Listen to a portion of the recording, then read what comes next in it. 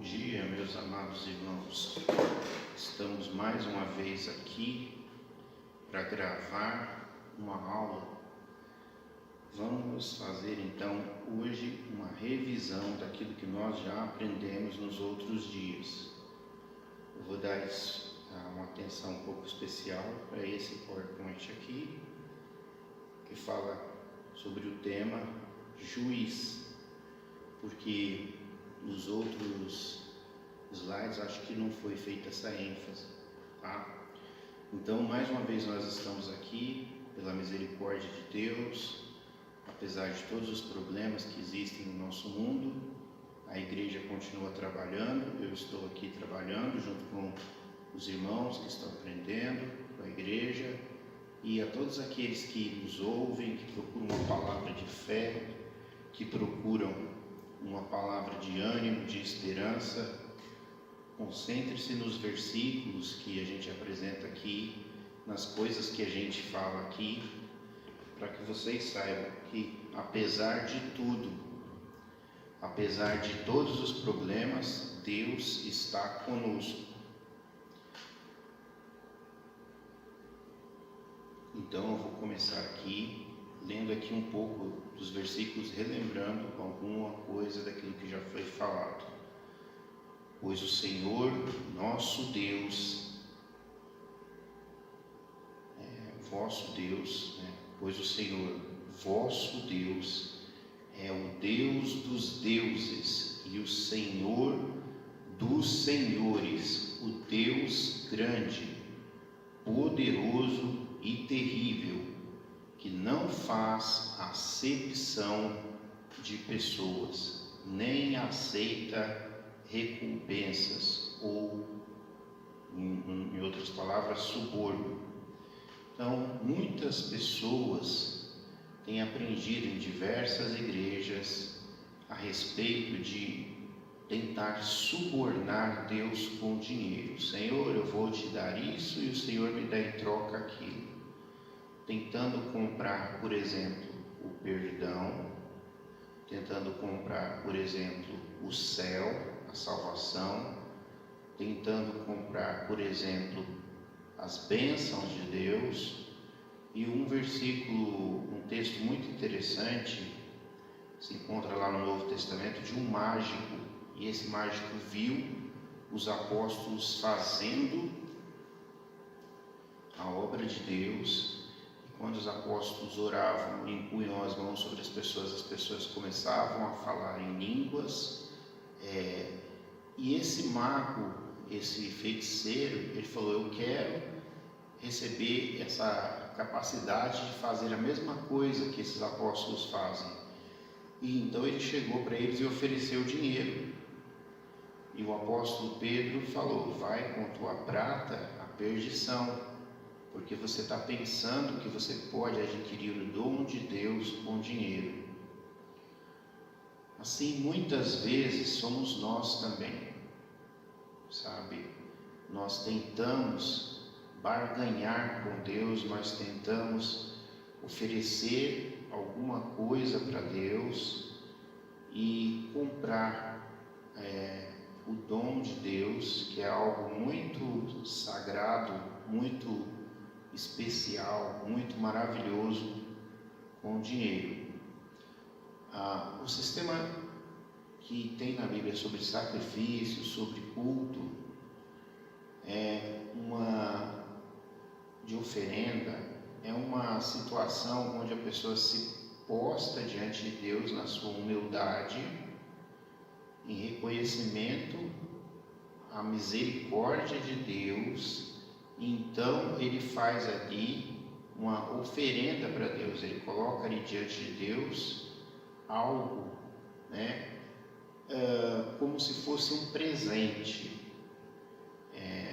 não no sentido de conseguir de Deus algo específico, mas no sentido de conseguir chamar a atenção de Deus, falando: olha, Senhor, eu estou tentando te agradar, eu te amo, eu te venero, e por isso eu estou aqui dando aquilo que eu tenho para oferecer, que é pouco, mas é o melhor que eu tenho para dar. Um exemplo disso foi a pregação que o pastor Antônio pregou recentemente a respeito de uma mulher que ungiu os pés de Jesus, ungiu Jesus com um bálsamo caríssimo, perfume caríssimo. Jesus não pediu aquilo e ela não estava ali tentando conquistar algo, mas ela estava demonstrando a sua gratidão por Jesus estar ali e implorando a Deus a atenção de Deus. E ela conseguiu isso. Ela não pediu por isso, mas ela conseguiu essa atenção, esse amor e esse perdão. Mas não é, por exemplo, a mesma coisa que eu pegar, vender um terreno e levar lá 100 mil reais em alguma igreja e falar: olha, eu quero ser o presidente da república, então eu estou dando aqui 100 mil reais, então Deus vai me fazer ser o presidente da república. Ou eu quero me tornar o maior advogado do Brasil, então toma aqui 1 milhão de reais e pede para Deus, faz aí o seu ritual e faz Deus fazer, sabe? Não é nesse sentido, como se fosse aquele negócio de pacto com o diabo, né? Onde você paga X e você consegue, eu quero matar aquela pessoa, então toma aqui um carro de 120 mil reais e mata aquela pessoa, né? Então não é nada desse tipo. E aqui nós temos então que Deus, Ele não faz acepção de pessoas, e também não tem a pessoa rica que vai chegar e recompensar Deus e conseguir algo. Deus, Ele é um juiz que não pode ser comprado. É nesse sentido. Para Ele não tem príncipe, não tem pessoa especial, não tem amigo, não tem como subornar o juiz. E o Novo Testamento ele vai abordar esse texto lá do Antigo Testamento, falando, citando esse texto, que para Deus não há acepção de pessoas. No Salmo 11:15 fala: o Senhor prova o justo, porém o ímpio e ao que ama a violência odeia a sua alma. Deus é um Deus que ama a justiça, porque o Senhor é justo, Salmo 11:7, e ama a justiça, que antes é o versículo 5, aqui é o versículo 7. O seu rosto olha para os retos, O nosso Deus é um justo juiz. Balança enganosa é abominação para o Senhor. Na Bíblia, toda vez que você encontra a palavra Senhor toda em maiúsculo, quer dizer que foi colocada essa palavra Senhor substituindo o nome de Deus, porque o nome de Deus é algo muito santo, e na Septuaginta então fizeram isso para que os gentios não falassem o nome de Deus. Então, ao invés de traduzir o nome de Deus, de colocar o nome de Deus, foi colocada a palavra Senhor, tá? Por isso que nós temos essa tradição. Mas aqui é o nome de Yah, o nome de Yahvé. Balança enganosa é abominação para o Senhor, mas o peso justo é o seu prazer. Justo é o Senhor em todos os seus caminhos, e santo em todas as suas obras. A ideia de santidade e justiça e retidão, certo? Todas elas andando juntas sempre. Tem que ser, sempre ao ler a Bíblia, tenha isso em mente. Ele é a rocha cuja obra é perfeita, porque todos os seus caminhos são justos são. Deus é a verdade e não há nele injustiça. Justo e reto é. Então, a verdade também. Jesus foi preso, foi levado a Pilatos e ele perguntou o que é a verdade. E alguns teólogos vão falar, que ali a pergunta deveria ser: quem é a verdade? E a verdade estava ali diante de Pilatos, mas ele não reconheceu a pessoa de Jesus, a verdade encarnada. Então, essa questão de Deus como verdadeiro, como santo, como justo, como reto, ela em toda uma palavra relacionada com a outra.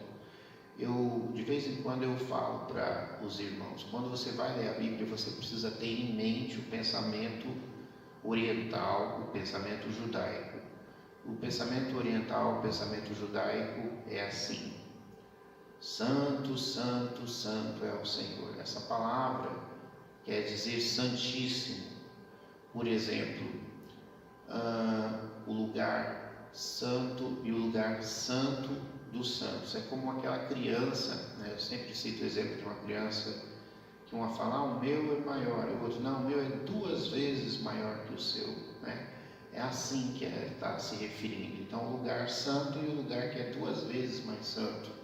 E a palavra santíssimo, santo dos santos, santíssimo.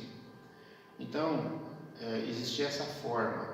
Outra coisa, por exemplo, é falar a mesma coisa com palavras diferentes. Os céus manifestam a glória de Deus e o firmamento anuncia a obra de suas mãos. É como se a linguagem, o pensamento judaico fosse poesia. Então, eles não estão falando palavras diferentes, eles estão querendo dizer a mesma coisa, Aliás, ele está falando com palavras diferentes a mesma coisa, ele está só repetindo. Os céus manifestam a justiça, a glória de Deus, e o firmamento anuncia a obra de suas mãos. Céu e firmamento são 2 palavras para descrever a mesma coisa. Ou, por exemplo, lá em Eclesiastes, em Provérbios, 3 coisas são, e por 4 coisas tal coisa.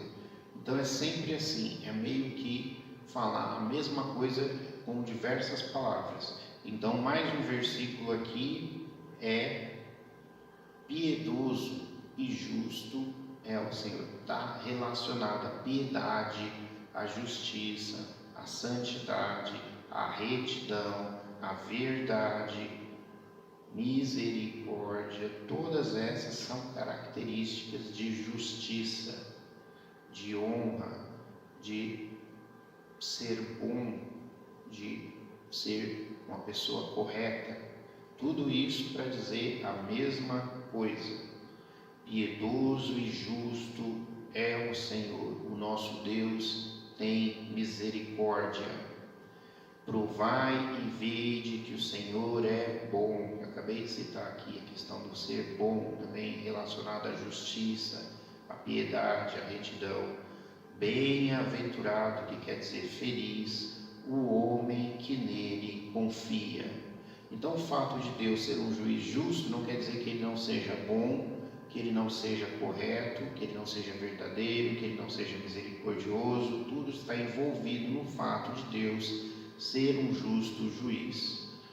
Bom e reto é o Senhor, por isso ensinará o caminho aos pecadores, Por isso ensinará o caminho aos pecadores. Deveria ser algo como juízo, mas aqui está no sentido de misericórdia, porque Deus é bom, porque ser bom é ser misericordioso, porque todo misericordioso é bom, todo misericordioso é reto, é fiel, é correto, é verdadeiro, é justo, é piedoso. A maldição do Senhor habita na casa do ímpio, mas a habitação dos justos abençoará. Deus retribui a cada um segundo as suas obras, porque Ele é justo. Ele paga a cada um aquilo que a pessoa fez. Se a pessoa fez X, Ele vai pagar X. Se a pessoa fez Y, ela vai receber Y. Se foi 10, ela vai receber 10. Se foi 9, vai ser 9, não vai ser 8. Então, sempre nesse sentido de retidão, de ser correto, né? Pois tu, Senhor, abençoarás. Uma coisa importante também, que nesses números que eu acabei de citar, é a ideia da balança, né?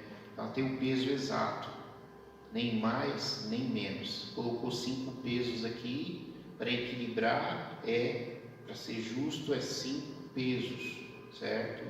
Então você pesou ali uma melancia pesou 15 quilos, o dinheiro equivalente a 15 quilos, aí coloca ali os pezinhos, vai dar X, é aquele valor que vai ser pago por cada quilo. Então, aquilo que é justo. Pois tu, Senhor, abençoarás ao justo e circundá-los-ás na tua benevolência como de escudo. Aquele que é justo, aquele que é correto, o Senhor o cerca de misericórdia, né? Benevolência, de bondade, de proteção, certo? Tudo isso está envolvido. O Senhor abre a ideia de justiça. Olha como é que é a ideia de justiça. Olha a bondade aqui, a misericórdia. O Senhor abre os olhos aos cegos. O Senhor levanta os abatidos. O Senhor ama os justos. Então, o fato de Deus ser um Deus da justiça não exclui a ideia de bondade. Deus é justo e misericordioso. Se você está no tribunal de Deus, você apela para a sua misericórdia, você vai alcançar misericórdia. Se você for misericordioso, vai pesar ao seu lado. Então também não é assim qualquer pessoa também, né? É mais ou menos assim.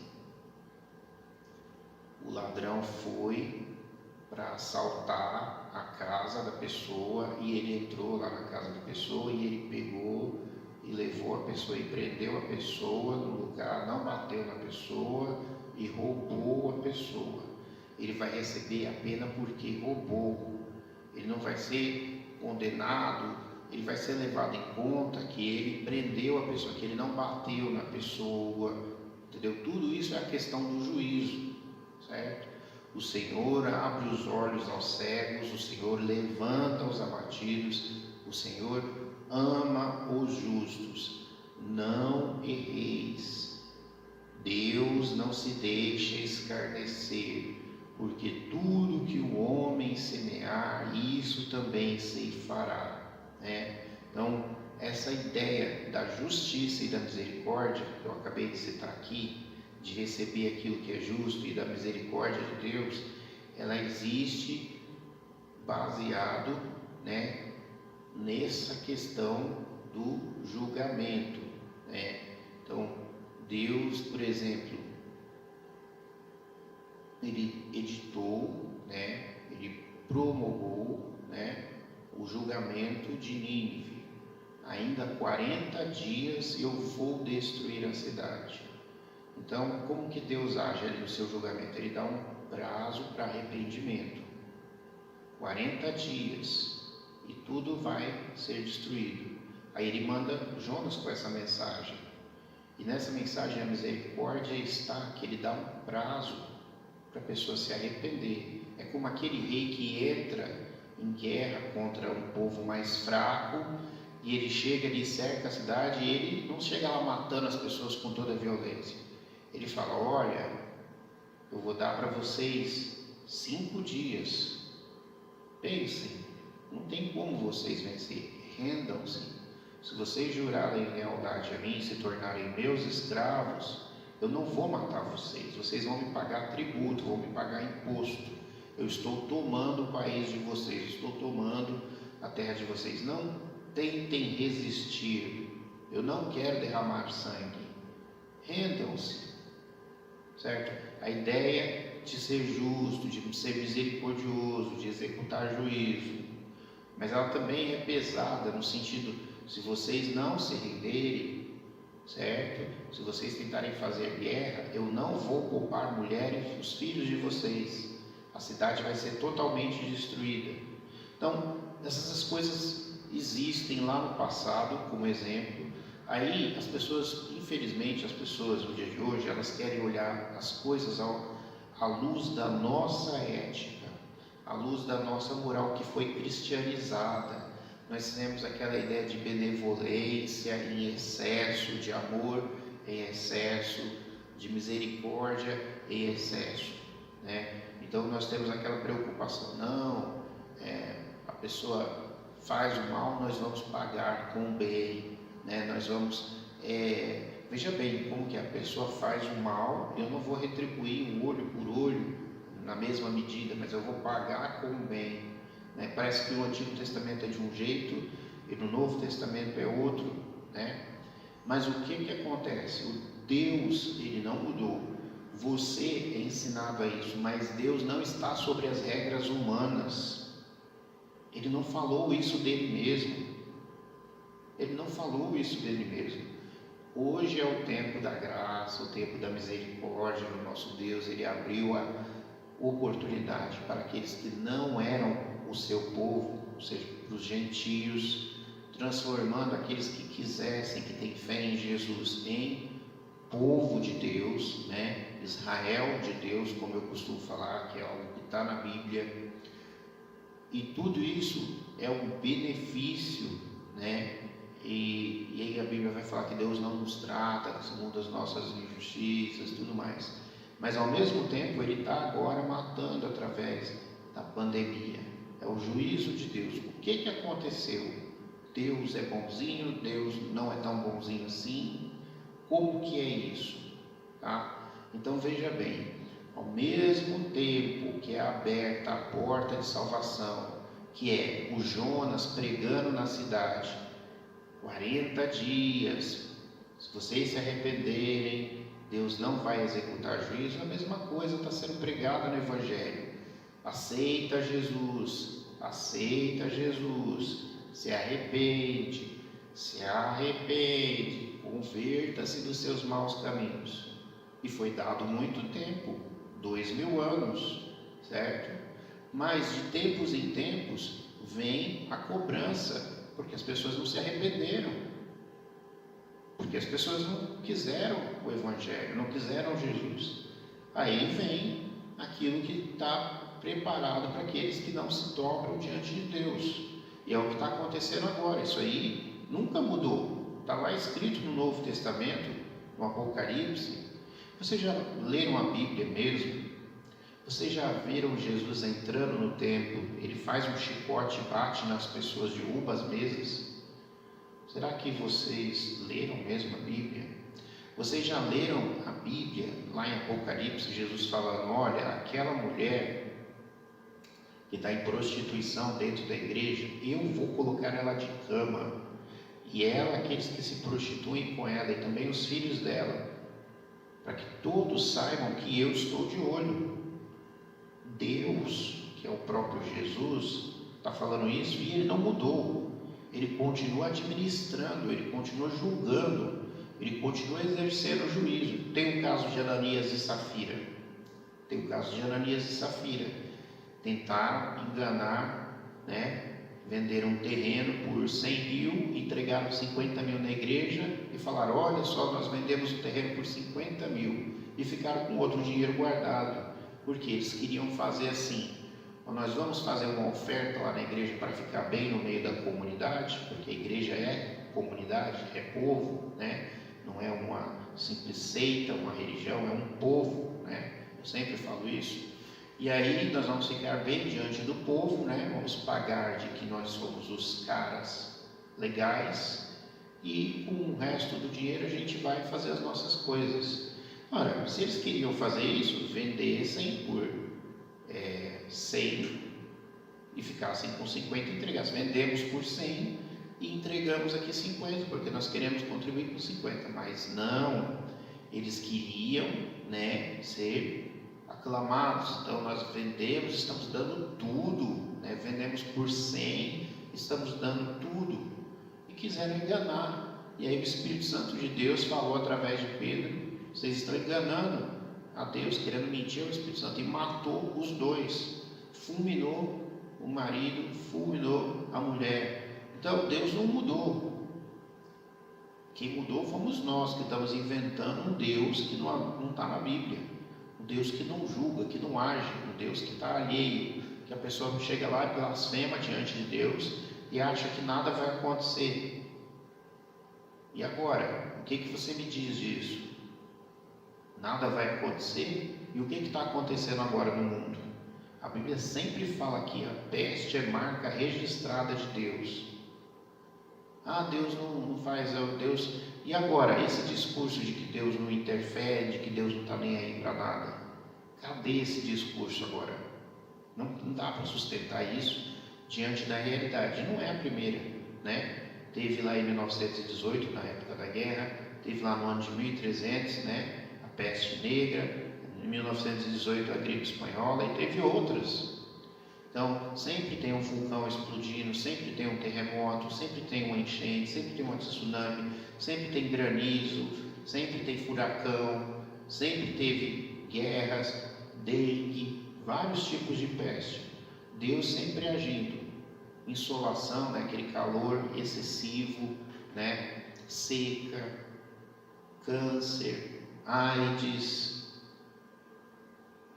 né? É só você ver como que as coisas estão relacionadas, mas não, o pessoal falando que Deus não se importa, que Deus não castiga, que Deus não age, mas ao mesmo tempo,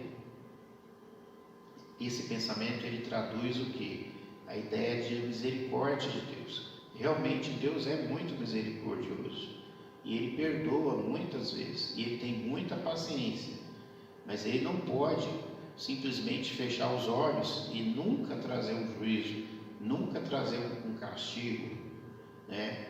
Então, se você hoje, se você é vítima de tudo isso, saiba que foi com a permissão de Deus, primeiramente. Se você acha que você não merece, Deus permitiu e Ele tem um propósito. Mas se você é uma pessoa consciente mesmo e saiba que Deus não tem obrigação nenhuma de te poupar porque você é pecador, então você sabe que Deus ele pode fazer isso. Foi o que Ele fez na vida de Jó, né? Deus deu, Deus tirou. Deus não tem obrigação nenhuma de te proteger. Ele diz aqui na Bíblia que Ele quer proteger, Ele quer abençoar aquele que é bom, Ele cerca. Mas no caso de Jó, Deus retirou aquela proteção e Satanás foi, matou os filhos de Jó, colocou Jó debaixo da doença, debaixo da pobreza, destruiu com a vida de Jó, só tirou a vida física. E o que Jó podia fazer? Deus dá, Deus tira, Deus não tem obrigação nenhuma. Jó, se ele vive corretamente, ele não faz mais que a obrigação dele. Se você vive corretamente, você não faz mais do que a sua obrigação. Deus não te deve nada, é o seu dever, como cidadão, como crente, viver uma vida correta.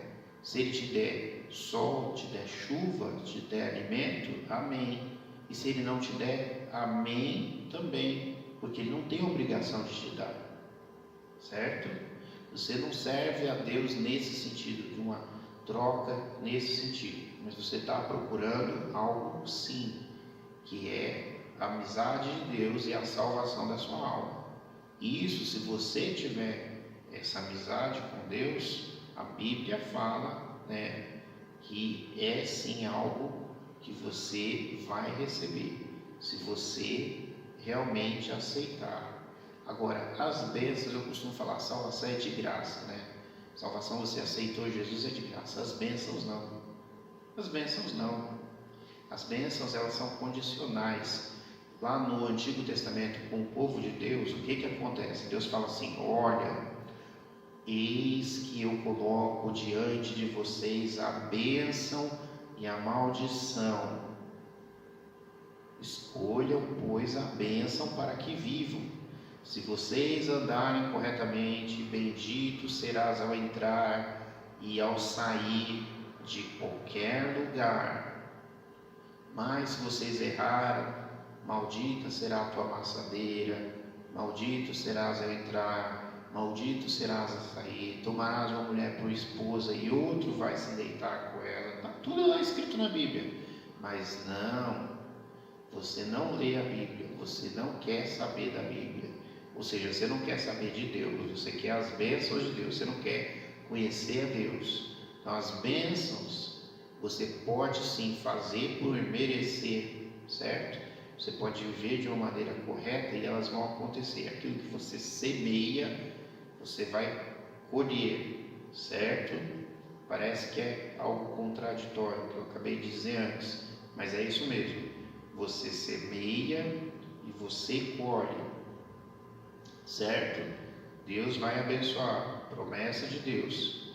Agora, a salvação não. A salvação, se você aceitar a Cristo, a salvação você não tem como pagar por ela, é de graça, é pela misericórdia de Deus. E a bênção aqui você faz por merecer, mas, aí eu vou explicar de novo. A grosso modo você não merece. A grosso modo você não merece. Primeiro que você é pecador, certo? Então, quando Deus resolve interferir, Ele deu, Ele tira. Então, Jó, a Bíblia fala, Satanás chegou diante de Deus e Deus falou: você viu o meu servo Jó, como ele se desvia do mal? Certo? Então, porque Jó se desviava do mal, ele era abençoado. Satanás falou: não, mas ele abençoou, ele se desvia do mal, ele te serve, porque você abençoou ele, por isso que ele te serve. E era o contrário, ele era abençoado porque ele se propôs a se desviar do mal. Então, ele fez por merecer, por isso ele era abençoado. E aí Deus falou: tá bom, eu vou tirar isso, porque Deus não tinha de verdade uma obrigação, certo? Ele faz aquilo que ele quer, ele não está preso à regra. Então muitas vezes a gente se escandaliza: não, mas eu fiz as coisas, né, e Deus não está sendo justo. Deus não tem essa obrigação, certo? Então, de novo, vou explicar mais uma vez, que isso é meio confuso. Você colhe aquilo que você planta. Você plantou, beleza, mas veio a época da seca. Ah, Deus é injusto, eu plantei e agora eu não consigo colher, minhas plantas morreram. Deus está sendo injusto. Deus não está sendo injusto, certo? Você naturalmente colhe aquilo que você planta, mas existe um momento mau que faz parte da nossa vida, e Deus pode trazer esse momento mau sobre uma pessoa boa, que é o caso de Jó, certo? Por quê? Porque Ele é Deus, porque de fato, acima de tudo, Ele não tem obrigação nenhuma de trazer sempre a bênção. Existe o dia bom, existe o dia mau. A Bíblia fala no Novo Testamento. No Novo Testamento, façam tudo para quando chegar o momento mau, vai chegar o momento mau. Jesus, Ele prometeu: vocês vão ser perseguidos, vocês vão sofrer, no mundo tereis aflições. Jesus não prometeu: no mundo vocês vão ser abençoados. Ele prometeu: no mundo vocês terão aflições, mas tenham bom ânimo, porque eu já venci. Então, assim, às vezes as pessoas ficam confusas, porque elas esperam que sempre tudo te irá bem. Vai bem no tempo da paz, no tempo das vacas gordas, mas existe o tempo das vacas magras. Por isso que a missão da Bíblia, lá no caso de José, lá no Egito, é o quê? Sempre se preparar para o tempo da vaca magra, porque esse tempo vem, um dia ele vem, e você estando preparado, você vai andar corretamente. Olha só o caso de Noé. Noé era uma pessoa que, no tempo em que havia a bênção de Deus sobre a humanidade, que Deus estava aguardando pacientemente a humanidade mudar, e a humanidade não estava mudando, nesse tempo Noé construiu a arca. Quando veio o tempo da destruição, do dilúvio, Noé sobreviveu dentro da arca. A Bíblia sempre vai tratar desse tipo de situação. Então, se você era uma pessoa que estava preparado para qualquer coisa, se você fez ali a sua poupança, você hoje não está passando tanto aperto quanto aquele que vivia a vida tranquilamente, achando que o mundo ia durar para sempre, achando que nunca ia vir um tempo ruim, que a Bíblia chama a pessoa de falto de entendimento, porque a Bíblia nos orienta a sermos sábios, mas tem pessoas que são faltas de entendimento, pessoas que não têm sabedoria, e tem aqueles que também não têm condições de se preparar.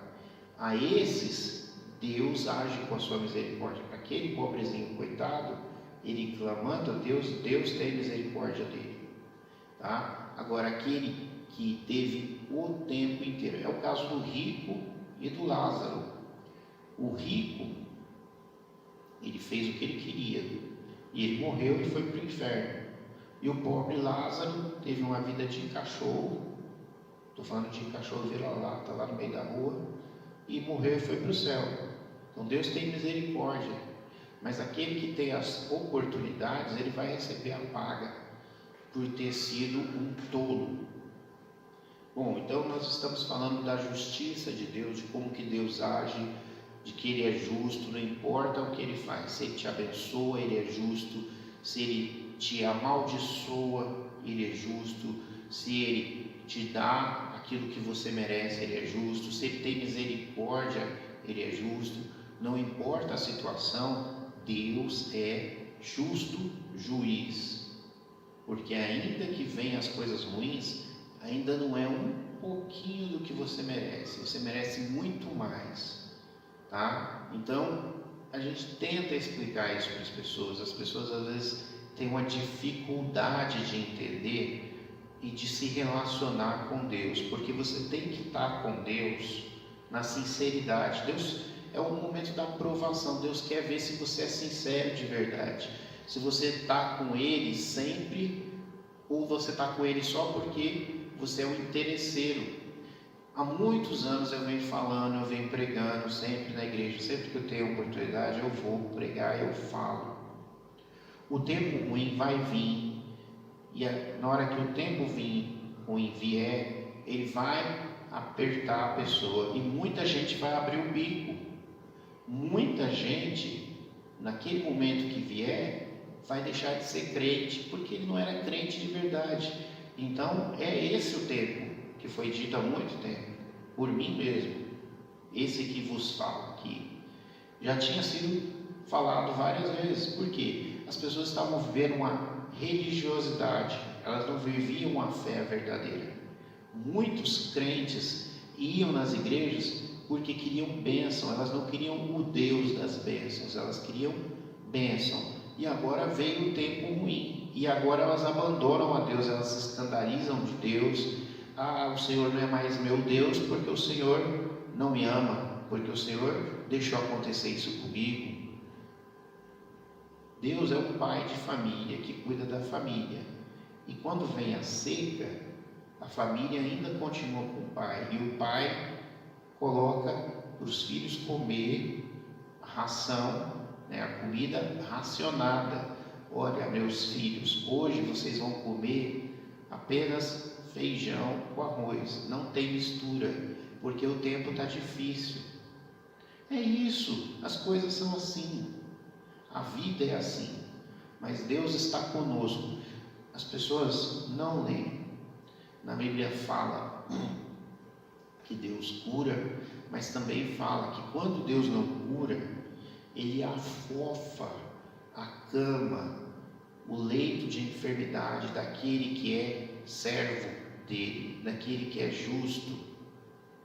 Tem hora que Deus não cura, mas nessa situação, ainda com você no hospital, ainda com você no leito de morte, passando pela dificuldade, Deus está com você. Todos nós vamos morrer, e naquele último dia da sua vida, se você teme a Deus, se você tem amor a Deus, se você tem amizade com Deus, se você é filho de Deus, Deus vai estar segurando a sua mão naquele dia. É por isso que não é normal o crente ter medo da morte. O crente pode ter medo do sofrimento, mas de morrer não deveria. Por quê? Porque a gente sabe que a morte não é o fim de tudo, que Deus vai estar conosco nesse momento da morte. A morte vai nos aproximar mais de Deus, a gente vai vencer essa limitação física e vamos estar mais próximos de Deus. Então, assim, o crente deveria encarar o risco de morte com mais tranquilidade. Agora, não é ser imprudente, fazer por merecer a morte e se expor. A Bíblia fala, ó, aquele que é sábio, ele vê a situação de risco e ele se contém, ele desvia do caminho mau. O tolo vai, segue em frente e sofre a pena. A Bíblia ensina você a ser sábio. Então, tudo que você puder fazer para evitar a situação ruim, você vai fazer. Se você cair na situação ruim, Deus vai te ajudar a levantar. E se Ele resolver que hoje é o último dia, ou que aquele dia é o último dia, você vai passar por aquela situação também de cabeça erguida, em paz.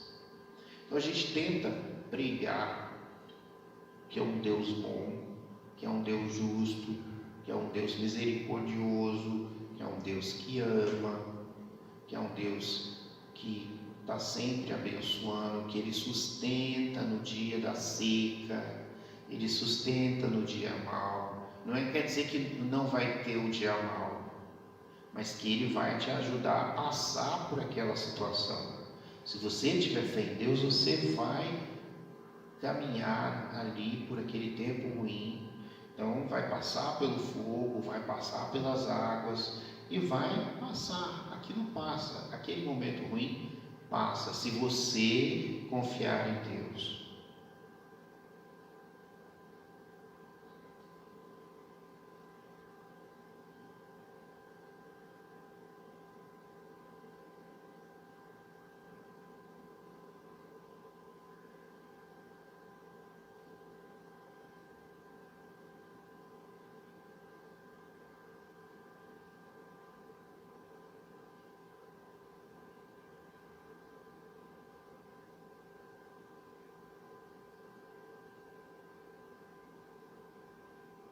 Muito bem, vamos fazer uma pausa por enquanto.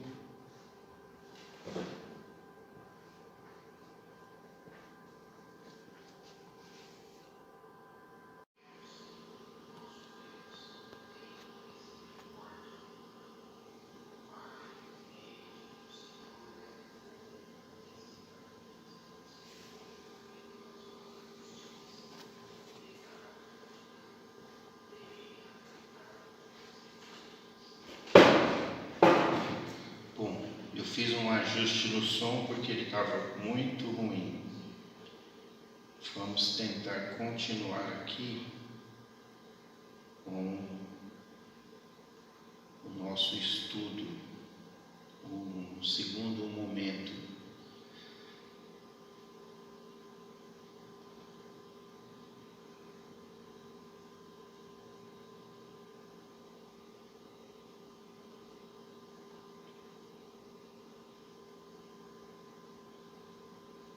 Eu sempre retorno nesse ponto, porque ele é essencial sobre a nossa relação com Deus. O que eu tenho tentado ensinar é que Deus, Ele se relaciona conosco mediante uma aliança, um pacto. Então, nesse pacto, que é o pacto que está escrito na Bíblia no Antigo Testamento e também no Novo Testamento, nós temos aqui algumas características. Existia ali um líder que fazia a intermediação entre o homem, o ser humano e Deus. No caso era Moisés. Então Moisés Moisés subia no monte Sinai e conversava face a face com Deus. E a promessa é que viria um novo Moisés, que seria o Messias, e esse é Jesus. Então Jesus assumiu essa posição e diante de Deus, nos céus, ele intercede por nós. Essa aliança, então, ela foi trocada pela nova aliança e deixou de tratar com o povo. A ideia aqui que a gente, pegando a Bíblia como toda, a gente vê que Deus, ele vem tratando com famílias, com tribos, ele cresce para um país, para um reino, então ele cresce novamente com o Messias, se tornando um império. Então é um estado, certo? É um país, é um reino, né? A ideia do reino. E esse reino, a tradução mais correta seria um reino mundial, um governo mundial, que é um império, ele abrange todas as nações, ele reina a partir dali, com a sua sede ali no palácio do governo, que é o templo lá em Jerusalém, certo? E ele espalha dali para o mundo, né? Então foi isso que aconteceu. Deus foi crescendo nesse governo teocrático, e então nós vivemos para o império onde Deus Jesus é o imperador, ele é o rei dos reis e senhor dos senhores. Já ouviu essa expressão no Novo Testamento? Ela significa imperador, rei dos reis e senhor dos senhores. É um reino universal, ele alcança todos os lugares do mundo, e a tradução para reino universal é império, certo? Então, nesse império onde Jesus reina sobre o mundo inteiro, né, com vara de ferro, regendo as nações, certo? Ele teve fisicamente um vislumbre disso no reino de Salomão, né? Davi conquistou a terra, todo Israel, toda a terra de Israel, e depois ele deixou um pouquinho ali para Salomão, e Salomão se expandiu e fez quase como se fosse um império, né? Ele cresceu muito, mas aí Salomão se envolveu com muitas coisas, dentre elas mulheres, né? Ele adquiria alianças políticas com países, casando com as princesas, né? E então ele foi crescendo, mas isso aí custou muito caro para ele, porque essas mulheres que não eram do país de Israel, que não eram do povo de Deus, elas fizeram ele se desviar, né? Então, o perigo de fazer aliança com pessoas erradas, certo? E essa ideia, então, essa mudança de aliança para uma aliança que é universal, ela é muito interessante, né? Então nós temos aqui, todos são sacerdotes, todos são profetas, né? Jesus é o sumo sacerdote, né? O grande sumo sacerdote, o grande sumo sacerdote é redundante, né? Sumo já quer dizer grande, né? Todos os alimentos são puros, todos são iguais, né? Todo mundo dentro da igreja, né? A igreja, né? O templo, não existe mais a questão do templo, porque o templo onde Deus mora não está mais naquela arca dentro de um templo, ele está no corpo das pessoas. O Espírito foi derramado sobre o corpo das pessoas, então Deus mora no corpo das pessoas. Sagrado é o seu corpo, então não é para você pichar as paredes do templo de Deus. Se você está me entendendo, você está me entendendo, né? Porque você pode, que você deve, né? A lei de Cristo é o amor. Então resumiu-se para um princípio universal, né? Absoluto, tudo se atualizou, vamos dizer assim. É uma nova lei, uma nova aliança, um novo pacto, mas ele é uma evolução do anterior, né? Ainda é um pacto, E então a gente começa a entrar num aspecto mais profundo da teologia, porque se eu não guardar essa aliança, se eu não guardar esse pacto, quais são as consequências de eu violar a lei, violar o pacto, de eu ser infiel, né? Então veja bem, se todos são sacerdotes, se Deus habita na igreja, que é o seu povo, onde Deus habita não pode ser um lugar sujo, então nós temos que viver em santidade. Se você é crente, se você é igreja e você não vive em santidade, quais são as penalidades que o pacto estabelece para isso, né? O que acontece se você não viver em santidade? Alguns falaram em portadores de Deus. Isso é um portador de Deus, isso é um privilégio, uma responsabilidade. E o que acarreta a responsabilidade? Quais são as consequências de você agir de maneira irresponsável, de você dar um mau testemunho? Aí então agora você está vendo o que acontece quando a gente pisa na bola, né? A nossa igreja está muito materialista. Não estou falando da minha igreja, não estou falando das igrejas, do povo de Deus no geral, aqueles que se dizem crentes. Vamos separar por tribos, né? Tem a tribo de Judá, né? A tribo de Benjamim, a tribo de Levi, certo? No Antigo Testamento. E aí nós temos, não que eu concorde com isso, com essa separação entre igrejas, né? Eu sou totalmente contra existir denominações, mas você tem os batistas, você tem os presbiterianos, você tem os menonitas, os assembleanos, os luteranos, etc. Tem várias tribos. Umas delas são seitas e se identificam como crentes, mas está aí reconhecido entre o povo, a sociedade no geral, todo mundo testemunha que é crente, que é evangélico, tá? A sociedade não joga todo mundo no mesmo saco. E isso aí, então, tem muita gente dizendo que é de Deus e tendo um mau testemunho. Isso aí acarreta maldição.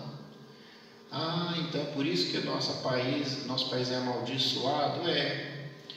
Mas como? Não era para estar melhor, já que o número de crentes aumentou? Eu sempre falo. Deixa eu citar aqui, vou fazer um desenho.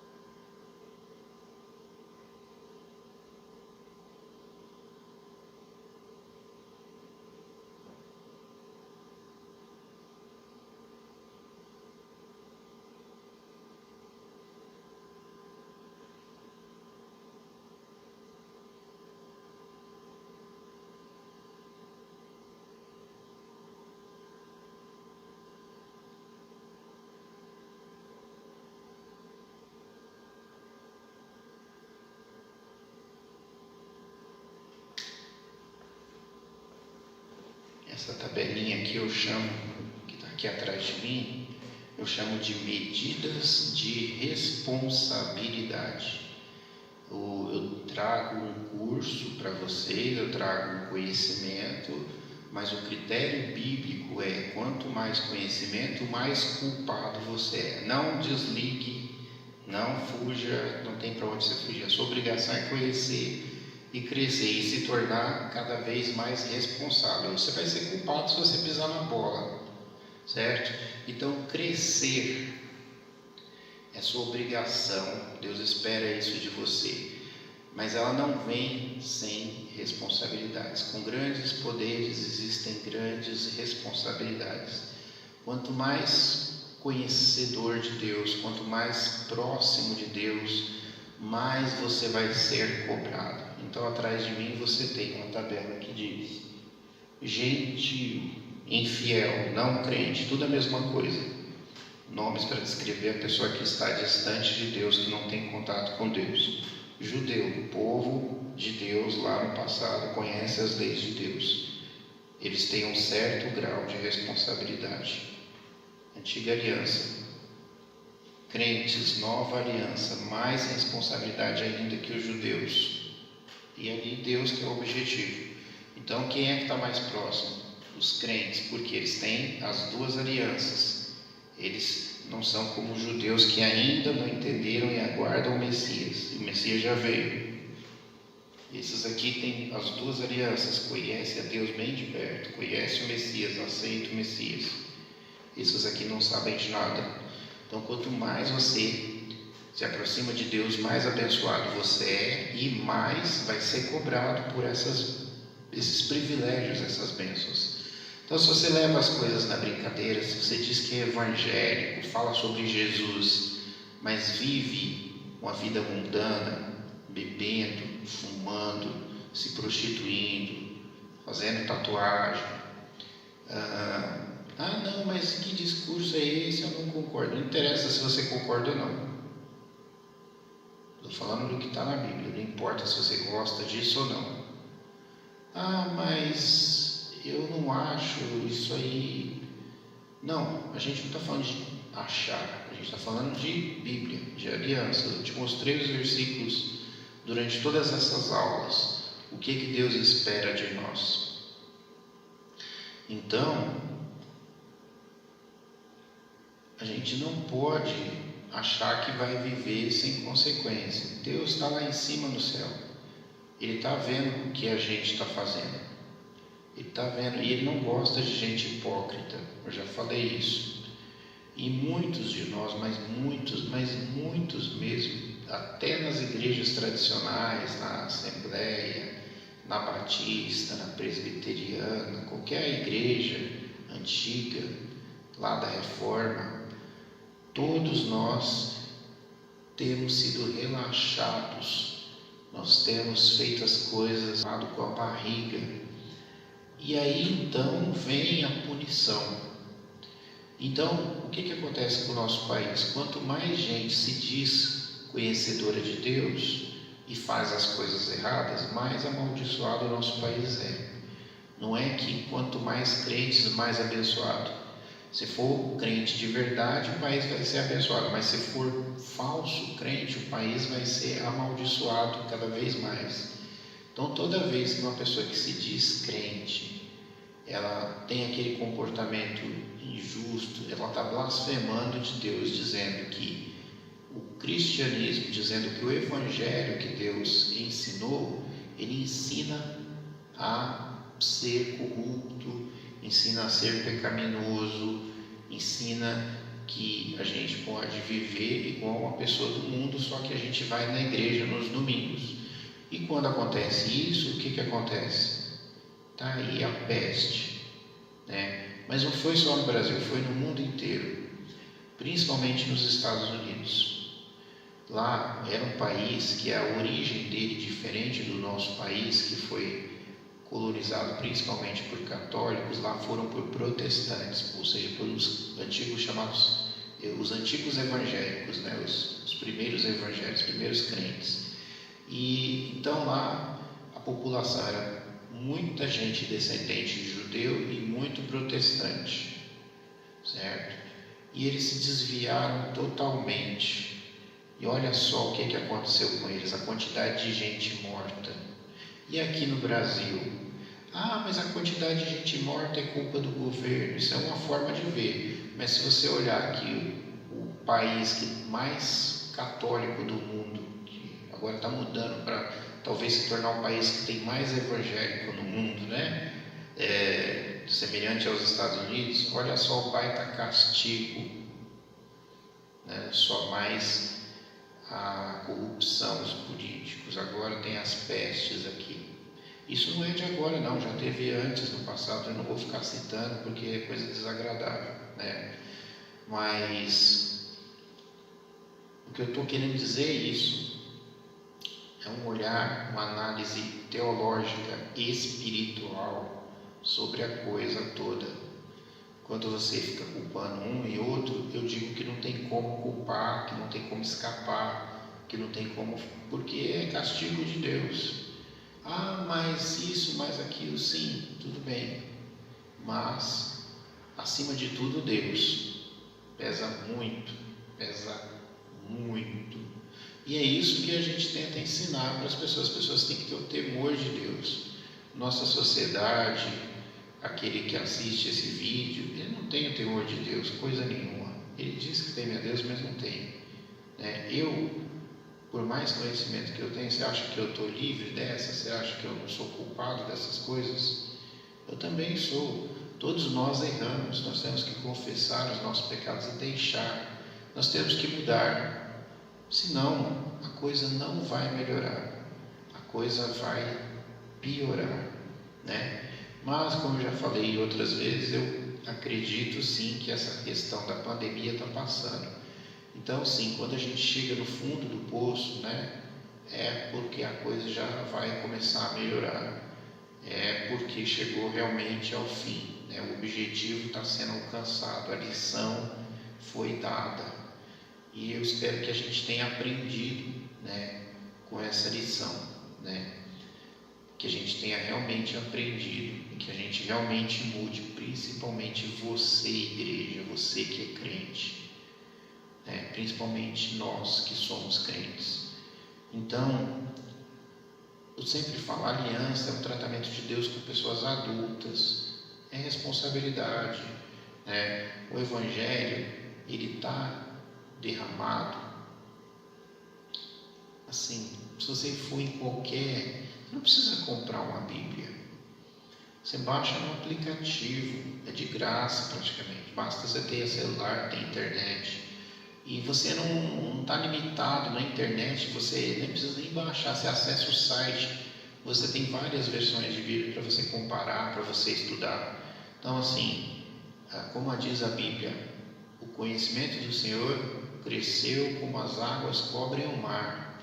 É muito fácil, é muito acessível, e tudo isso te deixa mais culpado, porque você tem milhares de pregadores no mundo inteiro falando de Deus, ensinando, e você não ouve. Eu não ouço, a gente não muda, entra por um ouvido e sai pelo outro.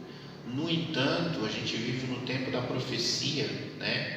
Do cumprimento da profecia, em que as pessoas têm coceira no ouvido e elas procuram aquela pessoa que fala aquilo que agrada. Eu já falei muitas vezes, eu já critiquei. As pessoas não querem olhar para aquilo que eu estou falando, porque eu não sou um cara loiro do olho azul, porque eu não estou de terno, porque a minha voz é feia, certo? A minha cara é feia, porque eu não sou rio. As pessoas querem que eu pregue, sempre me recomendo, não, fala coisas boas, palavras agradáveis, as pessoas querem ouvir isso, mas eu não tenho isso para vocês. Não é para isso que eu fui criado do jeito que eu sou criado. Alguém tem que falar a verdade, e a verdade, ela tem um gosto amargo na sua boca, mas se você comer ela, se você experimentar, ela vai te fazer bem, ela vai ser remédio dentro do seu corpo. Então, tem alguém que vai falar a verdade, não é todo mundo que vai falar mentira, e a verdade é que se você viver a sua vida do jeito que você quer, você está vivendo da maneira errada, não é a maneira que Deus quer, é a sua. A verdade é que antes de você ir para alguma faculdade, você deveria perguntar qual faculdade. A verdade é que antes de você entrar num relacionamento com qualquer pessoa, você deveria perguntar se é da vontade de Deus. A verdade é que antes de você trabalhar, você deveria colocar nas mãos de Deus qual emprego, que direção tomar. Antes de comprar uma casa, perguntar para Deus. Antes de comprar um carro, perguntar para Deus. Antes de fazer uma viagem, perguntar para Deus. Você deveria ser dirigido por Deus. Agora eu pergunto, quem de nós faz isso? Eu sei que tem alguns poucos, mas quem se guia por Deus? Quem realmente está ligado com Deus a ponto de ouvir a voz de Deus e de andar dirigido por Deus? fazendo aquilo que Deus quer, aquilo que está escrito na palavra dele. Então aí agora você não tem desculpa, você não tem do que reclamar quando tem a pandemia, quando o seu parente morre, quando o seu amigo morre, quando você fica doente, perde o paladar para sempre, ou perde o olfato para sempre, né? Nós vamos passar por isso, é essa geração que vai passar por isso. E vai ficar coisas, vão ficar lições, eu espero, que a gente mude e que depois de tudo isso nós sejamos melhores.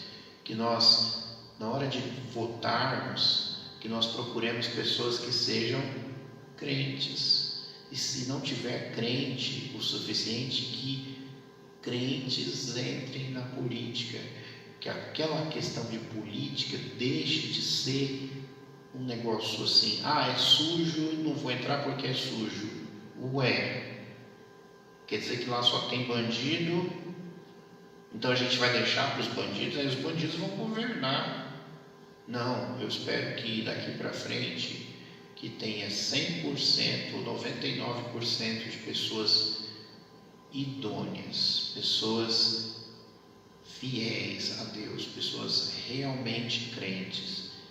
Que os crentes lutem para alcançar os melhores lugares na sociedade, para governar a sociedade, para colocar a vontade de Deus, a justiça. Eu estou falando de vontade de Deus beneficiar templos, estou falando de ser uma sociedade justa, aplicar a lei de Deus no sentido de ser justo, né? As nossas leis, humanamente falando, elas são leis que vêm lá da Bíblia, né? Basta você estudar história, estudar qualquer ciência, não tem para onde fugir. Nossa sociedade é cristianizada, né? Agora aqui com como é que a gente chama de politicamente correto, é a tentativa de descristianizar a sociedade, de colocar leis que não têm origem, né, bíblica, né? Por isso que entra em confronto. Então, a moral, os princípios que você tem são todos cristãos. Você não aprende isso fora de Deus, fora da Bíblia, a ser bom, a não matar. O mundo sem Deus, ele não ensina isso. O ateu, se você construir uma sociedade de ateu, o que vai ter? Vai ter ditadura, não vai ter democracia, certo? Ele vai ter aquele empenho de um governar sobre todos e a lei é pena de morte constantemente, porque se você, não é só matar não, se você fizer qualquer coisa que seja contra o Estado, você vai ser morto. Esse é um mundo que um ateu consegue construir, certo? Isso aí está aprovado. Você tem os países aí de pessoas que não conhecem a Deus, não querem saber de Deus, que abraçaram o ateísmo. Você vê os exemplos deles, como eles são genocidas, né? Então, esse negócio de liberdade é tudo coisa de crente, tem nada a ver bom, vocês já entenderam, né? Então, sim, fica na sua responsabilidade. Crente, você precisa orar e você precisa agir, tomar a responsabilidade. Eu conheço as coisas de Deus, eu tenho que influenciar essa sociedade, eu tenho que ser luz. O cristianismo, o evangelho, a moral cristã tem que influenciar. Nós temos que estar em todas as áreas, na política, na ciência, né? Então, psicologia, tudo. Temos que ter crentes ocupando essas coisas para influenciar a sociedade, e pregar o evangelho através da vida justa, correta, idônea, mostrando que aquele que obedece a Deus é justo, é correto. Nós precisamos disso, é o único jeito desse país melhorar. Nós precisamos de influenciar a sociedade, moralizar a sociedade. Nós precisamos fazer isso. Mas eu não estou falando de política, eu estou falando de evangelho, de testemunho, tá? Eu estou falando de cristianismo. Porque ser cristão é isso, não é só viver uma vida de religioso, de ir num templo, é no dia a dia. É quando você é um crente, você é um bom funcionário, você não rouba a sua empresa, você não paga propina, você não cede às tentações, você não puxa o tapete do seu colega. Essas coisas, isso é ser crente. Isso não é ser um cara ético, é só ser um cara crente. Ética e ser crente é a mesma coisa. Não tem como você ser ético se você não é crente. Se você não é crente, se você não teme a Deus, Deus é a lei que te limita. Se você não tem medo de Deus, você não vai ter como você ser ético, porque o amor pelo ser humano não vai existir dentro de você, porque você não quer Deus, e Deus é amor. Aí você vai para um caminho errado. Aquilo que se prega por aí no politicamente correto, que é possível ser uma boa pessoa, uma pessoa correta, apenas cientificamente, apenas humanamente, que o ser humano é bom. O ser humano não é bom. Se não tivesse Deus influenciando, a gente ia errar, a gente não ia ter limite. Foi o que aconteceu lá no dilúvio, certo? Por que o mundo se acabou? Estava entregue a si mesmo, o mundo foi destruído, porque o ser humano começou a fazer tudo que era errado. Depois do dilúvio, a coisa mudou, e continuou mudando, e chegamos à hora desse império onde Cristo reina sobre o mundo através de nós. Nós somos representantes do reino, e como representantes do reino nós temos que mostrar os valores do reino, nós temos que mostrar o que é o domínio de Cristo e como que ele pode beneficiar a sociedade, se a sociedade se dobrar diante dele. Isso é testemunho, isso é evangelho, né? Agora, não é também aquele negócio do social, certo? Porque não adianta você pregar e nunca falar de Jesus, não é disso. O que eu estou falando de evangelho é você mostrar que Jesus é a causa pela qual você é assim, uma pessoa correta, uma pessoa idônea, uma pessoa responsável, uma pessoa misericordiosa. Tem uma frase que eu escrevi no Facebook abordando ali o tema do padre, né? Então aquela frase seria assim: não é aquele padre é uma boa pessoa,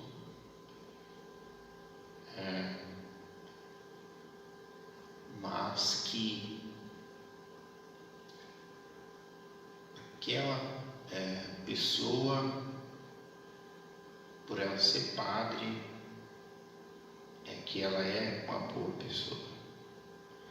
Então, não é aquele João uma boa pessoa e ele é crente, mas sim porque ele é crente é que ele é uma boa pessoa. Se isso não ficar claro, que nós somos o que somos devido a Jesus, isso não é testemunho. Não adianta você ficar calado e as pessoas nunca saberem que você é crente. Você precisa falar que é Jesus que transformou a sua vida. O crédito tem que ir para Jesus, não é para você. Isso é testemunho. Isso é testemunho. Agora, você simplesmente ser um bom funcionário, as pessoas vão pensar, ele é um bom funcionário. Não. A sociedade tem que notar, ele é um bom funcionário porque vai fazer a pesquisa, quem são os melhores funcionários da empresa? Os crentes. Se não for assim, não tem testemunho, não tem evangelho. As pessoas precisam aprender, né, dessa forma. Mas isso é só uma pequena parte. Nós não vamos consertar esse mundo. Esse mundo está guardado para o fogo. Por mais boas obras que você faça, eu sinto muito, a Bíblia ela não ensina que todo mundo vai enriquecer, que a seca vai acabar, que a pobreza vai acabar, que é para você cristianizar a sociedade, que vai acabar. essas coisas não vão acabar, né?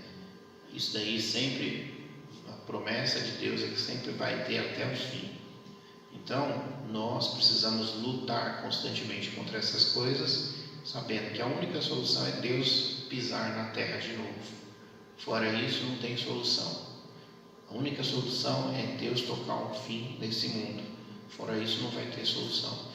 Mas enquanto isso, você está nesse mundo e você precisa ser luz, você precisa ser sal. E é através de uma vida correta. E não basta ser um bom funcionário.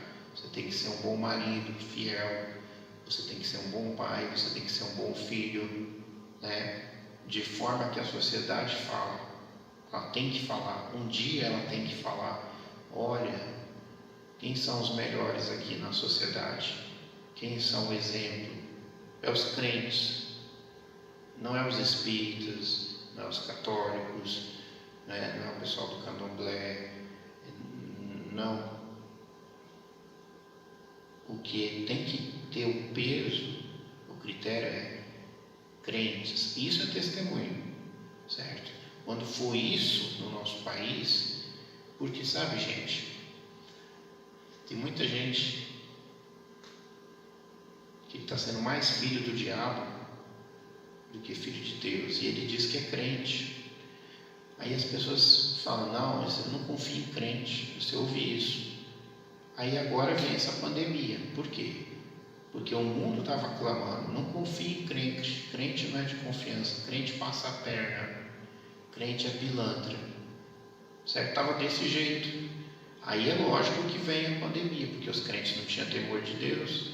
Eu estou falando de gente que estava sendo religioso, nem era convertido, ele dizia que era crente.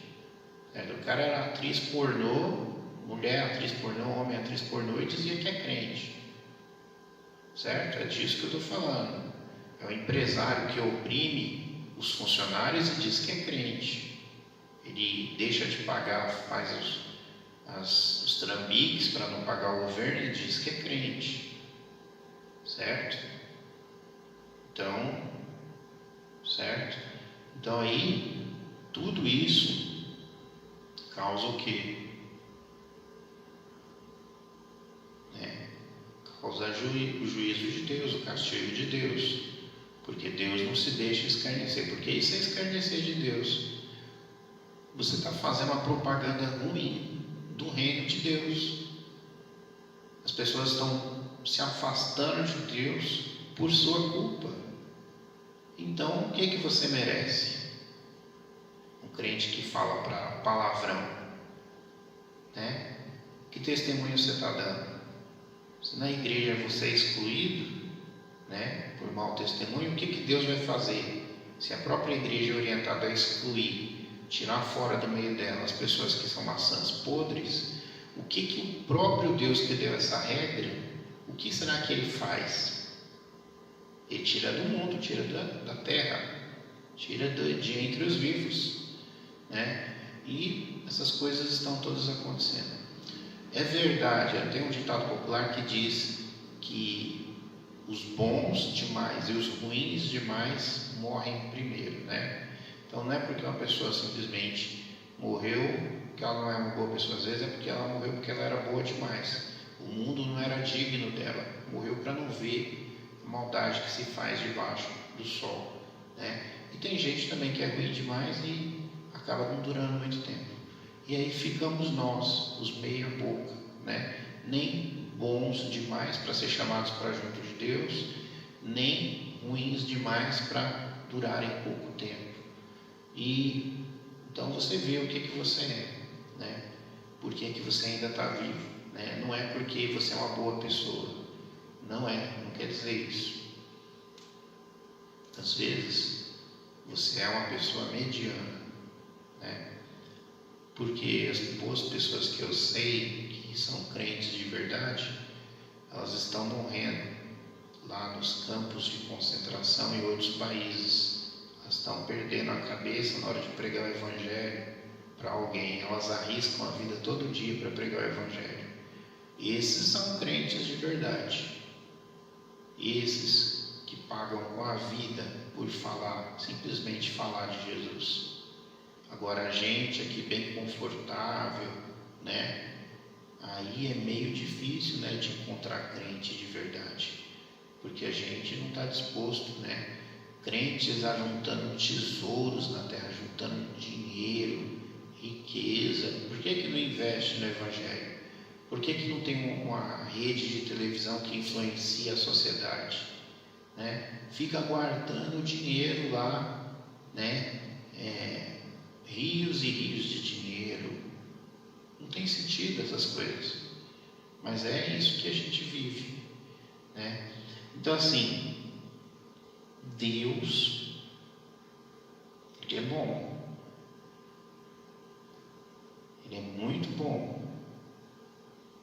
mas se você pisar na bola, Ele vai ser muito duro com você.